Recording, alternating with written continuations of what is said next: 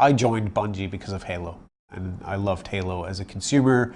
I loved it as an employee. I loved it as a fan, and so the idea of staying with the franchise was really exciting to me. And not only staying with it, but getting the chance to kind of help craft it and help guide the direction that it would go in. And so the first decision that we made, and maybe the easiest decision that we ever made about the story of Halo 4, was that it would be a direct continuation of Halo 3. Wake me when you need me. When you go back to the legendary ending of Halo 3, you see the Forward Unto Dawn in orbit around this mysterious world. There's definitely a lot of stuff happening, even in just that scene. You know, the Chief's in cryosleep, Cortana's lifespan is being stretched, and the Forward Unto Dawn is full of cool stuff that you could use to blow up bad guys, right? It's got tanks and warthogs and guns in it.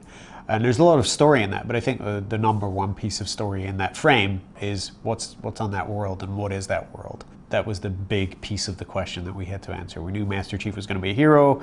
We knew that Cortana has a 7-year lifespan and is eventually going to descend into rampancy, we think. We knew all this stuff, but what we didn't know is what's on that world and what's under that world and what's inside that world. And so that's what we're going to be answering in Halo 4, as well as all the other stuff and all those other dependent pieces. As 343 is sort of coalesced, it is coalesced around a bunch of very predictable cores, like a drive for excellence, a drive to make the game and the universe better.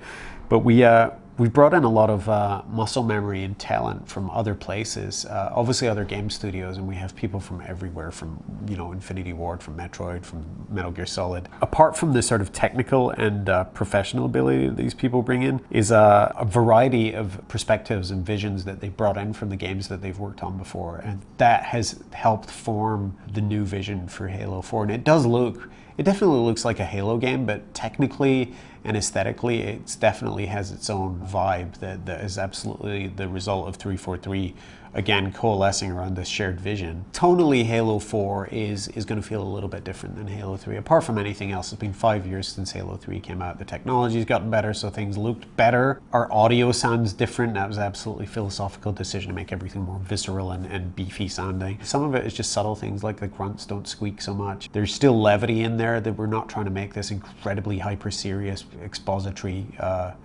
vision. It's still very much Halo, but we have made some fairly significant decisions about how to make the story feel a little bit more grown up and layered and nuanced, while still sort of trying to capture the essence and the magic and the mystery that makes the core Halo games so popular and so long-lived. I think this might have been needed anyway. Even if Bungie hadn't split off, I think we would have eventually needed to just take a step back and a deep breath and really sort of shake that blanket and start again from not from scratch, but from a place of where the core and the soul of Halo lives. And so I think it was about time anyway, and it's just really exciting to see the fruits of that labor emerge.